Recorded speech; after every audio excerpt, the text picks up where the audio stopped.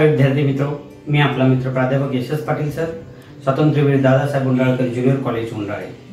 आज आपल्याला इयत्ता 12वी विषय अर्थशास्त्र आणि प्रकरण दुसरे उपयोगिता विश्लेषण याचा आपण अभ्यास करणार आहोत। हा उपयोगिता विश्लेषणामध्ये हा तिसरा व्हिडिओ आहे। मग दुसऱ्या व्हिडिओमध्ये आपण काय पाहिलं होतं, तर दुसऱ्या व्हिडिओमध्ये आपण उपयोगितेची वैशिष्ट्ये, एकूण 10 वैशिष्ट्ये आहेत, त्यामधील 5 वैशिष्ट्यांचा अभ्यास आपण पहिल्या व्हिडिओमध्ये केलेला होता। यामध्ये पहिला उपयोगितेचं वैशिष्ट्य होतं सापेक्ष संकल्पना, दुसरं वैशिष्ट्य होतं व्यक्तिनिष्ठ संकल्पना, तिसरं वैशिष्ट्य होतं नैतिकदृष्ट्या तटस्थ, चौथं वैशिष्ट्य होतं उपयोगिता व उपयुक्तता यात फरक, आणि 5वं वैशिष्ट्य होतं उपयोगिता व आनंद यात फरक। अशा 5 वैशिष्ट्यांचा अभ्यास आपण दुसऱ्या व्हिडिओमध्ये केलेला होता आणि हा तिसरा व्हिडिओ आहे। या तिसऱ्या व्हिडिओमध्ये आपण उपयोगितेची राहिलेल्या 5 वैशिष्ट्यांचा अभ्यास करणार आहोत। मग यामध्ये उपयोगितेचं 6वं वैशिष्ट्य काय होतं, तर उपयोगितेचं 6वं वैशिष्ट्य होतं उपयोगिता व समाधान यात फरक। आता इथे हे शब्द आला फरक। फरक या शब्दाचा अर्थच असा की या वाक्यातील दिलेल्या 2 संकल्पना आहेत, या दोन्ही संकल्पना कशा आहेत, वेगवेगळ्या आहेत। कारण दोन्ही संकल्पना वेगवेगळ्या असल्याशिवाय आपल्याला यामध्ये फरक लिहिता येणार नाही। म्हणजेच हा प्रश्न आपल्याला उपयोगितेच्या वैशिष्ट्यामध्ये विचारला जाऊ शकतो आणि फरक स्पष्ट करा। आपला प्रश्नपत्रिकेत प्रश्न क्रमांक 2 मधील ब इथे फरक स्पष्ट करा असा आपल्या नवीन प्रश्नपत्रिकेच्या फॉर्मॅटमध्ये हा प्रश्न असतो आणि याच्यामध्ये आपल्याला हा फरक लिहिता येऊ शकतो। आता फरक लिहित असताना सर्वप्रथम पहिल्यांदा आपल्याला या 2 संकल्पना आहेत, या वेगवेगळ्या आहेत, हे आपल्याला काय करणं सांगणे गरजेचे असते। आता यामध्ये उपयोगिता म्हणजे काय, एखाद्या वस्तू किंवा सेवेमध्ये मानवी गरज पूर्ण करण्याची क्षमता, आणि समाधान म्हणजे काय, एखाद्या वस्तूच्या उपभोगामुळे जर आपल्याला सुखाची जाणीव होत असेल, म्हणजे आपलं ज्यावेळी हित होतं त्यावेळी आपल्याला काय होते रे, समाधान मिळते, म्हणजे सुखाची काय होते, जाणीव मिळते, यालाच काय म्हणतात रे, समाधान असे म्हणतात। परंतु आपल्याला एक दिसून येतं की ज्या वस्तूमध्ये उपयोगिता असेल त्याच वस्तूमध्ये आपल्याला काय मिळते, समाधान मिळते। त्यामुळे व्यवहारामध्ये आपण उपयोगिता व समाधान हे दोन्ही संकल्पना एकाच अर्थाने वापरतो। परंतु आपल्या अर्थशास्त्रामध्ये उपयोगिता व समाधान या दोन्ही कशा आहेत, वेगवेगळ्या संकल्पना आहेत असे सांगितलेले आहे। उदाहरणार्थ आता उपयोगिता, जर एखाद्या वस्तूपासून आपल्याला उपयोगिता मिळवायची असेल तर त्या वस्तूचा आपल्याला काय घ्यायला लागतो, उपभोग घ्यायला लागतो। त्या वस्तूचा आपल्याला काय घ्यायला लागतो, उपभोग घ्यायला लागतो। आणि जर आपल्याला समाधान मिळवायचे असेल तरी सुद्धा त्या वस्तूचा आपल्याला काय घ्यावा लागतो, उपभोग घ्यावा लागतो। उपभोग, त्या वस्तूचा उपभोग घेतल्यानंतरच आपल्याला उपयोगिता किंवा समाधान काय होऊ शकते, मिळू शकते। म्हणजे परंतु उपयोगिता आणि समाधान यामध्ये फरक नेमका काय आहे, तर उपयोगिता ही उपभोगाची काय असते, सुरुवात असते। उपयोगिता ही उपभोगाची काय असते, सुरुवात असते। तर समाधान हे उपभोगाचा काय असतो, शेवट असतो। कसे ते बघा, जर आपल्याला भूक लागलेली आहे त्यावेळी आपण अन्न पदार्थाचा काय करतो रे, उपभोग घेतो। म्हणजे मला भूक लागलेली आहे आणि मला एक भाकरी काय केलेली आहे, जेवणासाठी वाढलेली आहे, त्यावेळी मी त्या एका भाकरीतील एक चतकोर भाकरी ज्यावेळी मी तिचा काय करतो, उपभोग घेतो। बघा, एक चतकोर भाकरी तिचा मी उपभोग घेतो त्यावेळी मला उपयोगिता काय होते, मिळते। म्हणजे मला जी भूक लागली त्या भूकेमधील काही भूक काय होते, कमी होते, म्हणजे मला त्यातून काय मिळते रे, उपयोगिता मिळते। म्हणजे उपभोगाच्या पहिल्या नगापासून आपल्याला काय मिळत असते, उपयोगिता मिळत असते। परंतु एक चतकोर भाकरी खाल्ली आणि आपली एक भाकरीची काय आहे, भूक आहे, आणि एखाद्याने म्हटलं चला उठा जेवण संपलं, त्यावेळी आपल्याला समाधान मिळते का, समाधान मिळते का, ते एक चतकोर भाकरीच्या उपभोगापासून समाधान मिळते का, नाही। ज्यावेळी आपण ती संपूर्ण एक भाकरी ज्यावेळी आपण तिचा उपभोग घेणार आहे, म्हणजे संपूर्ण भाकरीचा एका भाकरीचा उपभोग घेतल्यानंतर म्हणजे चारही चतकोर भाकरींचा उपभोग घेतल्यानंतर शेवटी आपल्याला काय मिळते? समाधान मिळते. हा मूलभूत फरक आहे दोन्ही मधला. उपयोगिता ही उपभोगाची काय असते? सुरुवात असते. तर समाधान हा उपभोगाचा काय असतो? शेवट असतो. म्हणजे समाधान आपल्याला संपूर्ण उपभोग झाल्यानंतर मिळते, परंतु उपयोगिता आपल्याला प्रत्येक घासापासून काय होत असते? मिळत असते. म्हणून उपयोगिता ही उपभोगाची सुरुवात असते, तर समाधान हा उपभोगाचा काय असतो? शेवट असतो. अजून या दोन्हीमध्ये कोणता मूलभूत फरक आहे? तर उपयोगिता उपभोगाचे काय असते? कारण. हा पहिला फरक पाहिला आपण दोघांच्या मधला. उपयोगिता हे उपभोगाचे कारण असते, तर समाधान हे उपभोगाचा काय असतो? परिणाम असतो. समाधान हा उपभोगाचा काय असतो? परिणाम असतो. आता ज्यावेळी आपल्याला भूक लागलेली असते, ती भूक पूर्ण करण्यासाठी भूक लागते, त्यावेळी ती पूर्ण करण्यासाठी आपण काय करतो? अन्न पदार्थाचा उपभोग घेतो. म्हणजे भूक जर लागलेली नसेल तर आपण अन्न पदार्थाचा उपभोग घेणार आहे का? उपभोग घेणार नाही. म्हणजे भूक या कारणामुळे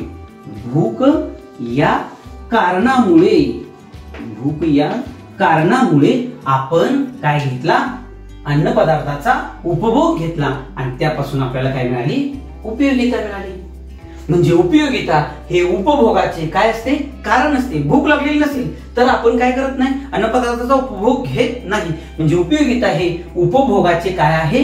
कारण आहे. आता समाधान हे उपभोगाचा काय आहे? परिणाम आहे. जर आपण भूक लागलेली होती त्यामुळे आपण काय केलं? अन्न पदार्थाचा उपभोग घेतला आणि अन्न पदार्थाचा उपभोग घेतल्यामुळे जर ते अन्न पदार्थ चवीने कसे असेल? स्वादिष्ट. चवीने कसे असेल? स्वादिष्ट असेल. तर ज्यावेळी आपलं जेवण पूर्ण होतं त्यावेळी आपल्याला काय होतं? शेवटी काय? स्वादिष्ट चवीचा परिणाम दिसून येतो. स्वादिष्ट चवीचा काय होतो? परिणाम. म्हणजे शेवटी आपण ते जेवण कसं आहे हे सांगतो. ज्यावेळी जेवण कसं आहे हे आपण सांगतो त्यावेळी म्हणतो जेवण खूप सुंदर आणि उत्तम स्वादिष्ट होते. म्हणजे जिभेला चवीचा काय मिळाला? आपल्याला परिणाम मिळाला. हे जर जेवण तिखट असेल तर जिभेला आपल्याला काय होणार आहे? परिणाम वेगळा मिळणार आहे. आपली काय झाली? भूक ही गरज पूर्ण झाली, त्यामुळे काय मिळालं? आपल्याला उपयोगिता मिळेल. परंतु ते जेवण खूपच तिखट असेल तर आपल्या जिभेला काय होणार आहे? जिभेला तिखट हा काय दिसून येणार आहे? समाधानाचा परिणाम दिसून येणार आहे. म्हणजेच आपल्याला असं सांगता येतं की उपयोगिता हे उपभोगाचं कारण आहे, तर समाधान हे उपभोगाचा काय असतो? परिणाम असतो. ज्यावेळी आपण जेवण जेवतो त्यावेळी स्वादिष्ट चव हा आपल्याला काय मिळतो रे? परिणाम मिळतो. म्हणजे समाधान हे उपभोगाचा काय असतो? परिणाम असतो. अशा प्रकारे उपयोगिता व समाधान या दोन्ही कशा आहेत रे? वेगवेगळ्या संकल्पना. या दोन्ही एकच संकल्पना नाही. हे झालं 6वं वैशिष्ट्य.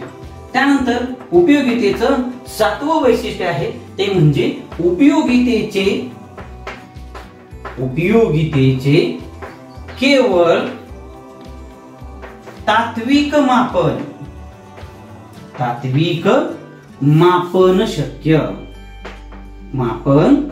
शक्य. आता इथं म्हटलेलं आहे, इथं शब्द आलाय तात्विक म्हणजे काय? तर ढोबळ मानाने तिचं मापन करता येतं. तर उपयोगितेचं तात्विक मापन फक्त शक्य आहे, तिचं तंतोतंत मापन करता येत नाही. ज्यावेळी आपण सोन्याच्या दुकानामध्ये जातो त्यावेळी सोनं घेत असताना त्याचं माप हे अगदी तंतोतंत असतं. बटाटू जसे आपण बाजारात घ्यायला जातो त्यावेळी काय म्हणतो आपण? एका दुसरा बटाटू जादा झाला तरी तो विक्रेता आपल्याला बटाटू देतो, परंतु सोनं ज्यावेळी घ्यायला जातो त्यावेळी थोडस सोनं जास्त झालं म्हणून तो सोनार आपल्याला कधीही जास्त सोनं देत नाही, तर ते सोने तंतोतंत मापन करतो. तसं उपयोगितेचे तंतोतंत मापन करता येत नाही, तर तिचे तात्विक मापन करता येते. का तात्विक मापन करता येते? कारण उपयोगिता ही जी असणारी संकल्पना ही मानवी मनाशी जोडली गेलेली आहे, मानवी मनाशी. आणि उपयोगिता ही मानवी मनाशी जोडली गेलेली संकल्पना असल्यामुळे उपयोगिता ही मानसशास्त्रीय संकल्पना आहे, मानसशास्त्रीय संकल्पना आहे. कारण मानसशास्त्रामध्ये मानवी मनाचा अभ्यास केला जातो आणि उपयोगिता ही मानवी मनाशी जोडली गेल्यामुळे मानसशास्त्रीय संकल्पना आहे. त्यामुळे ती कशी आहे? अमूर्त संकल्पना आहे. कशी आहे? अमूर्त संकल्पना आहे. अमूर्त म्हणजे काय? दृश्य स्वरूपात नाही. म्हणजे मानवी मनाशी जोडली गेलेली संकल्पना आणि अमूर्त संकल्पना असल्यामुळे तिचे मोजमाप करण्याचे कोणतेही परिमाण अस्तित्वात नाही. जसं आपली उंची, आता माझी उंची किती आहे तुम्हाला दृश्य स्वरूपात दिसते, त्यामुळे माझ्या उंचीचं तुम्ही काय करू शकता? तंतोतंत मापन करू शकता. 162 इंच ही माझी तंतोतंत उंची तुम्ही मोजू शकता. त्याचबरोबर काय आहे? वजन जर म्हटलं तर वजन सुद्धा आपण काय करू शकतो? तंतोतंत मोजू शकतो. कारण वजन ही अमूर्त संकल्पना नाही, तर काय आहे? मूर्त संकल्पना आहे.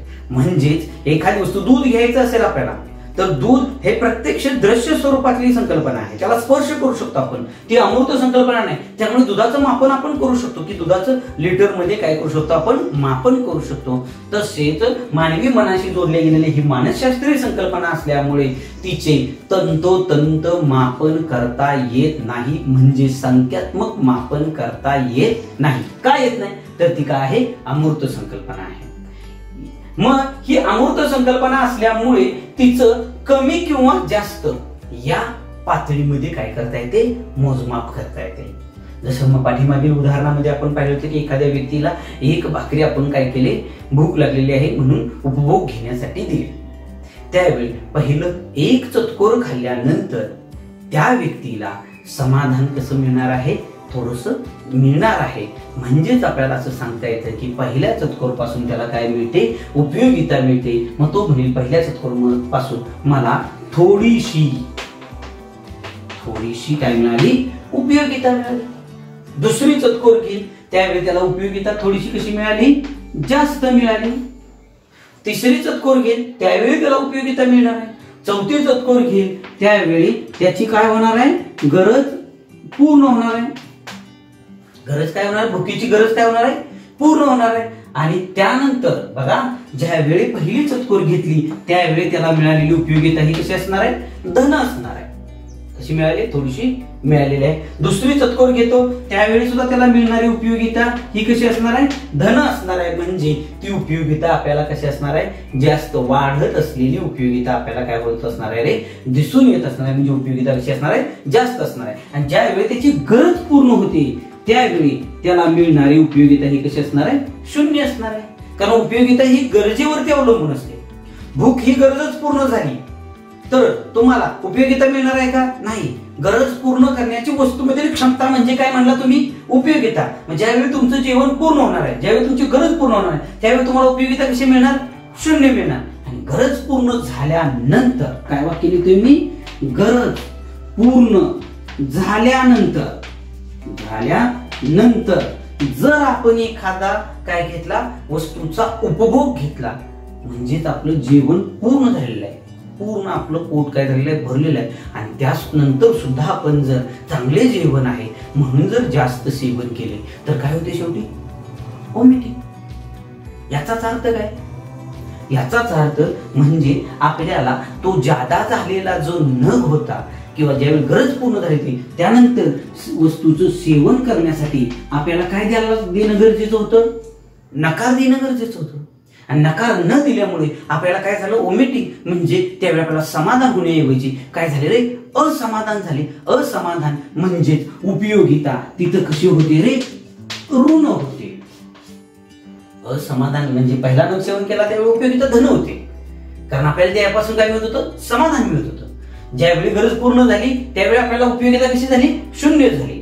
आणि ज्यावेळी गरज पूर्ण झाल्यानंतर जर आपण जर एखादा जादा सेवन केला तर त्यावेळी आपण नकार द्यायला पाहिजे. आपण नकार न दिल्यामुळे आपल्याला वॉमिटिंग झाली, म्हणजेच आपली उपयोगिता कशी झाली, आपल्याला असमाधान मिळाले, म्हणजेच आपली उपयोगिता कशी झाली, ऋण झाली. म्हणजे उपयोगितेचे धन, त्यानंतर शून्य, त्यानंतर ऋण असे मोजमाप करता येते. त्याचे संख्यात्मक तंतोतंत मापन करता येत नाही. का तर मानवी मनाशी जोडली गेलेली असलेली संकल्पना असल्यामुळे, मानसशास्त्रीय संकल्पना असल्यामुळे तिचे मापन करणारे कोणतेही परिमाण अस्तित्वात नाही. म्हणजेच उपयोगिता ही काय आहे, हिचे मापन जे आहे ते केवळ तात्विक मापन करणे काय होते, शक्य होते. म्हणजे कमी किंवा जास्त पातळीमध्ये उपयोगिता अनुभवता येते. त्यामुळे ती कमी किंवा जास्त पातळी आपल्याला सांगता येते. म्हणजे तात्विक मापन करणे उपयोगितेचे काय असते, शक्य असते. आता उपयोगितेचं पुढचं वैशिष्ट्य, 8वं वैशिष्ट्य ते म्हणजे उपयोगिता बहुपर्यायी असते. उपयोगिता बहुपर्यायी असते. बहुपर्यायी असते. आता या प्रश्नाचं उत्तर लिहित असताना किंवा या वैशिष्ट्य आपल्याला ज्यावेळेस प्रश्नपत्रिकेमध्ये, उत्तरपत्रिकेमध्ये तुम्ही लिहिणार आहे त्यावेळी उपयोगिता बहुपर्यायी असते. बहु या शब्दाचा अर्थ काय रे? बहु या शब्दाचा अर्थ अनेक, आणि पर्याय म्हणजे अनेक गरजा पूर्ण करण्यासाठी. उपयोगिता ही काय आहे, अनेक गरजा पूर्ण करण्यासाठी काय केली जाते, वापरली जाते. याचाच अर्थ असा की एका वस्तूमध्ये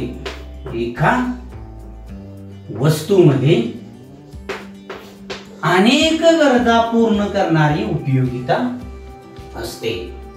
एका वस्तूमध्ये अनेक गरजा ज्यावेळी अनेक गरजा पूर्ण होतात, म्हणजे गरज पूर्ण करण्याची क्षमता म्हणजे काय, उपयोगिता. मग अनेक गरजा जर पूर्ण करत असेल तर त्या वस्तूमध्ये काय आहे रे, उपयोगिता कशी आहे, बहुपर्यायी आहे. उपयोगिता कशी आहे, बहुपर्यायी आहे. किंवा एकच वस्तू अनेक व्यक्तींची सुद्धा गरज काय करू शकते, पूर्ण करू शकते. याला सुद्धा काय म्हणतात, उपयोगिता बहुपर्यायी. म्हणजे वस्तू एकच परंतु अनेक व्यक्तींची काय करू शकते, गरज पूर्ण करू शकते. क्लासरूम मध्ये फळा एकच असतो परंतु अनेक शिक्षकांची, वस्तू एकच पण अनेक शिक्षकांची काय होते, शिकवण्याची गरज काय होते, पूर्ण होते. किंवा वस्तू एकच परंतु त्या वस्तूमध्ये मानवाच्या अनेक गरजा पूर्ण केल्या जातात. म्हणून म्हटलेलं आहे की उपयोगिता ही काय असते, बहुपर्यायी असते. आता यामध्ये आपण उदाहरण पाहू. यामध्ये आपण काय करू, उदाहरण पाहू. आता मोबाईल ही एक काय आहे, वस्तू आहे. आणि मोबाईल या वस्तूमध्ये मानवाच्या अनेक गरजा पूर्ण केल्या जातात. अनेक गरजा पूर्ण केल्या जातात म्हणजे गरज पूर्ण करण्याची क्षमता, म्हणजे त्याच्यात काय असते, उपयोगिता असते. अनेक गरजा पूर्ण झाल्या म्हणजे उपयोगिता सुद्धा काय होते, आपल्याला अनेक प्रकारची मिळू शकते एकाच वस्तूपासून. म्हणून आपण म्हटले की उपयोगिता ही काय असते, बहुपर्यायी असते. आता मोबाईल जर म्हटलं आपण तर मोबाईलच्या साहाय्याने आपण अनेक गरजा पूर्ण करू शकतो. यामध्ये लिहायचं जर म्हटलं तर पहिली गरज आहे ती म्हणजे संभाषण. आपल्यापासून लांब असणाऱ्या व्यक्तीशी आपल्याला काय करायचं आहे, बोलायचं, ही आपली गरज होती. आणि ती गरज काय होते, मोबाईल पासून पूर्ण होते. एखादा आपल्याला काय करायचं असेल, एखाद्या व्यक्तीला मेसेज द्यायचा असेल तर मेसेज ही सुद्धा गरज काय होते रे, मोबाईलमुळे पूर्ण होते. मेसेज आणि अनेक गरज काय आहे, अनेक गरजा मोबाईल पासून पूर्ण होतात हे तुम्हाला माहिती आहे. मेसेज पाहायचा असेल तर ती गरज पूर्ण होते. व्हॉट्सअपचा आपण वापर करतो त्यापासून अनेक लोकांच्या गरजा पूर्ण होतात. व्हिडिओ मोबाईलवरती आपण पाहतो यापासून आपल्या अनेक गरजा पूर्ण होतात. आता जे माझं लेक्चर चालू आहे हे लेक्चर सुद्धा तुम्ही मोबाईलच्या सहाय्याने पाहतात, ही तुमची गरज पूर्ण होते. युट्यूब वरती आपण अनेक प्रकारचे काय करू शकतो, माहिती मिळवू शकतो. गुगल वरती आपण अनेक प्रकारची माहिती मिळवू शकतो. ऑनलाईन लेक्चर आपल्या कॉलेजचा आपण पाहू शकतो. त्याचबरोबर मोबाईलमध्ये आपल्याला टाइम कळू शकते, मोबाईलमध्ये आपल्याला डेट कळू शकते, वार करू शकतो. त्याचबरोबर ज्याला काय करायचं आहे, बेरीज वजाबाकी करायचा आहे तो कॅल्क्युलेटरचा वापर करून आपला काय करू शकतो, बेरीज वजाबाकी आपला हिशेब पूर्ण करू शकतो.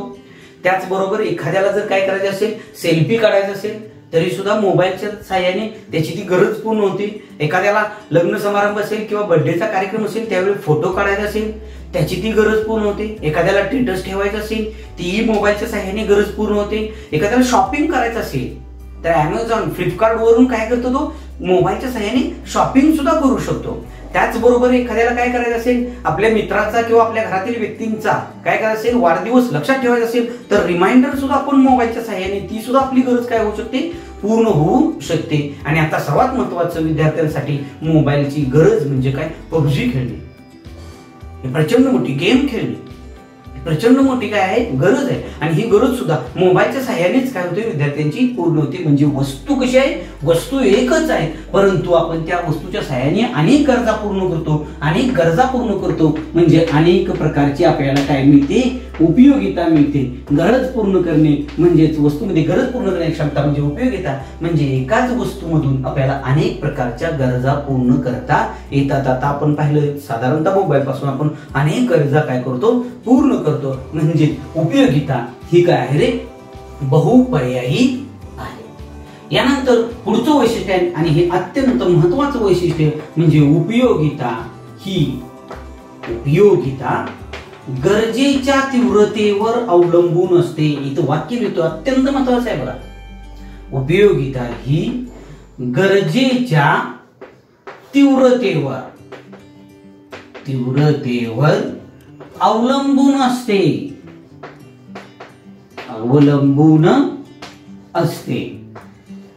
हे जे वाक्य आहे हे वाक्य आपल्याला समजून घेणं महत्वाचं आहे कारण या असणाऱ्या घटकावरती आपल्याला घटत्या सीमांत उपयोगितेचा सिद्धांत आणि उपयोगितेच्या मूलभूत दोन संकल्पना एकूण उपयोगिता व सीमांत उपयोगिता या दोन्ही संकल्पना आपल्याला किंवा घटत्या सीमांत उपयोगितेचा सिद्धांत आपल्याला समजून घ्यायचा असेल तर ही संकल्पना आपल्याला समजणे फार महत्वाचे. उपयोगिता ही गरजेच्या तीव्रतेवर अवलंबून असते. आता गरजेची तीव्रता म्हणजे काय तर यामध्ये आपल्याला असं दिसून येतं ज्यावेळी गरजेची तीव्रता कशी असेल जास्त असेल त्यावेळी आपल्याला उपयोगिता कशी मिळते जास्त मिळते. गरजेची तीव्रता ज्यावेळी जास्त असते त्यावेळी आपल्याला उपयोगिता कशी मिळते जास्त मिळते. ओके. गरजेची तीव्रता ज्यावेळी कमी असते त्यावेळी आपल्याला उपयोगिता सुद्धा कशी मिळते कमी मिळते. एक उदाहरण घेत आहे आपल्याला. सकाळच्या पारी आपण उठलो आणि सकाळी उठल्या उठल्या आईने आपल्याला काय केलं रे जेवण करण्यासाठी जेवणाचं पंचपक्वान्नाचं ताण आपल्याला दिलं. बाळा जेव. सकाळी उठल्या उठल्या आपल्याला भुकेची गरज कशी असते कमी असते. त्यामुळे त्या अन्न पदार्थापासून त्या जेवणापासून आपल्याला मिळणारी उपयोगिता सुद्धा कशी मिळणार आहे कमी मिळणार आहे. कारण सकाळी भुकेची उठल्या उठल्या सकाळी भुकेची गरज कशी आहे कमी आहे. गरज कमी असल्यामुळे आपल्याला उपयोगिता कशी मिळाली कमी मिळाली. तर गरजेची तीव्रता कशी आहे कमी आहे. आता हेच उदाहरण मी सांगतो. ज्यावेळी आपण कॉलेजमध्ये गेल्यानंतर कॉलेज पासून घरी आल्यानंतर दुपारी जर आपल्याला हे जेवण जर दिले तर त्यावेळी आपली गरजेची तीव्रता कशी असते जास्त. त्यामुळे आपल्याला मिळणारी उपयोगिता ही सुद्धा कशी मिळते जास्त. म्हणजे गरजेची तीव्रता जर जास्त असेल तर उपयोगिता आपल्याला कशी मिळते जास्त आणि गरजेची तीव्रता कमी असेल तर आपल्याला उपयोगिता कशी मिळते कमी मिळते. त्यामुळे मी इतर मध्ये एक काय केलेलं आहे चिन्ह दिलेलं आहे. या चिन्हाचा अर्थ काय या चिन्हाचा अर्थ उपयोगिता गरजेच्या तीव्रतेवर अवलंबून असते. म्हणजेच उपयोगिता गरजेच्या इथं लिहितोय बघा मी अत्यंत महत्वाचा. उपयोगिता ही गरजेच्या समप्रमाणात बदलते. उपयोगिता ही गरजेच्या समप्रमाणात याला सम म्हणतात. जर असं चिन्ह असतं तर याला काय म्हणतात व्यस्त. परंतु इथं गुणिले चिन्ह केले का जास्तला आपण गुणिले चिन्ह जास्त लिहितो का नाही समानार्थी येतो शब्द. त्यामुळे उपयोगिता ही गरजेच्या काय होते समप्रमाणात बदलते. समप्रमाणात म्हणजे उपयोगिता गरजेची तीव्रता जास्त उपयोगिता जास्त गरजेची तीव्रता कमी उपयोगिता कमी. म्हणजे उपयोगिता ही गरजेच्या काय असते तीव्रतेवर अवलंबून असते. त्यानंतर 10वं वैशिष्ट्य आहे ते म्हणजे उपयोगिता हा मागणीचा आधार, उपयोगिता हा मागणीचा काय आहे? आधार. उपयोगिता हा मागणीचा आधार आहे. आता काय आहे या संकल्पनेचा किंवा या वाक्याचा अर्थ समजण्यासाठी आपण पहिला व्हिडिओ पाहिला होता. ज्यावेळी व्यक्तीला काय होते रे? गरज निर्माण होते. ज्यावेळी व्यक्तीला एखाद्या वस्तूची काय होते? गरज निर्माण होते. ज्यावेळी एखाद्या व्यक्तीला वस्तूची काय होते? गरज निर्माण होते आणि ती गरज पूर्ण करण्यासाठी तो काय करतो? वस्तूचा काय करतो? वापर करतो. कोणत्या वस्तूचा वापर करतो?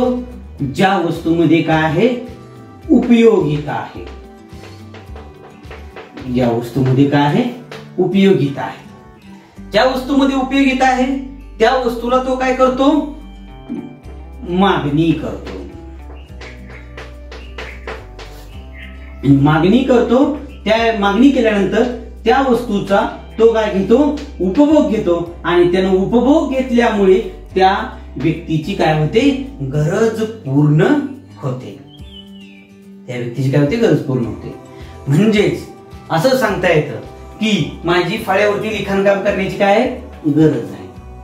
त्यावेळी मी काय केलं रे? ती गरज पूर्ण करण्यासाठी मी वस्तूचा वापर करणार आहे. पण कोणती वस्तू वापरणार आहे? तर माझी फळ्यावरती लिखाणकाम करण्याची ज्या वस्तूमध्ये काय असेल? क्षमता असेल, म्हणजे उपयोगिता असेल, तरच आपण काय करणार आहे? मी खडूला मागणी करणार आहे. आणि ज्यावेळी खडूला मी मागणी करणार आहे त्यावेळी मी खडूचा काय करणार? उपभोग घेणार. खडूचा उपभोग घेणार म्हणजे माझी फळ्यावरती लिखाणकाम करण्याची गरज काय होणार? पूर्ण होणार. परंतु यामध्ये एक लक्षात घ्या की उपयोगिता जर खडूमध्ये फळ्यावरती लिखाणकाम करण्याची उपयोगिता जर नसेल तर मी खडूला मागणीच करणार नाही. खडूला मागणीच करणार नाही. म्हणजे याचा अर्थ आपल्याला असा सांगता येतो की ज्यावेळी आपल्याला भूक लागते, बघा भूक लागते ही आपली गरज निर्माण झाली, त्यावेळी आपण अन्न पदार्थालाच मागणी करणार आहे. कारण आपली भूक ही गरज पूर्ण करण्यासाठी कुठली वस्तू लागणार? अन्न पदार्थ. भूक लागलेली आहे आणि आपण गेलो दुकानात गेलो आणि 2 मीटर कापड द्या म्हणलो. कापडाने आपली भूक ही गरज पूर्ण होणार आहे का? नाही. कापड या वस्तूमध्ये आपली भूक ही गरज पूर्ण करण्याची काय नाही? क्षमता नाही, म्हणजे उपयोगिता नाही. म्हणजे भूक जर आपल्याला काय करायची असेल, ही गरज पूर्ण करायची असेल तर आपल्याला काय आहे? अन्न पदार्थ. अन्न पदार्थामध्ये भूक ही गरज पूर्ण करण्याची क्षमता असते, म्हणजे उपयोगिता असते. म्हणजे ज्यावेळी भूक लागते त्यावेळी आपण काय करतो रे? अन्न पदार्थालाच मागणी करतो. आणि ज्यावेळी अन्न पदार्थाची मागणी केली जाते त्यावेळी त्याचा उपभोग घेतो आणि उपभोग घेतला अन्न पदार्थाचा की आपली भूक ही काय होते? गरज पूर्ण होते. म्हणजे एखाद्या वस्तूमध्ये उपयोगिता असल्याशिवाय, म्हणजे आपली गरज पूर्ण करण्याची क्षमता असल्याशिवाय त्या वस्तूला आपण मागणी करत नाही. म्हणजेच उपयोगिता हा मागणीचा काय असतो? आधार असतो. त्या वस्तूमध्ये जर आपली गरज पूर्ण क्षमता असेल तरच त्या वस्तूला आपण काय करतो? मागणी करतो. म्हणजे उपयोगिता हा मागणीचा काय असतो रे? आधार असतो.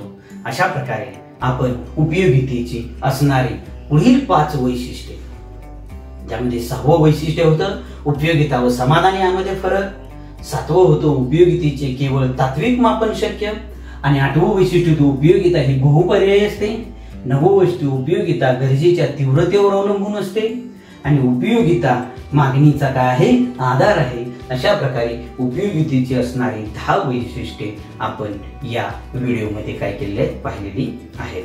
जर आपल्याला आमचे चॅनल आवडत असेल तर सबस्क्राईब करा, लाईक करा. धन्यवाद.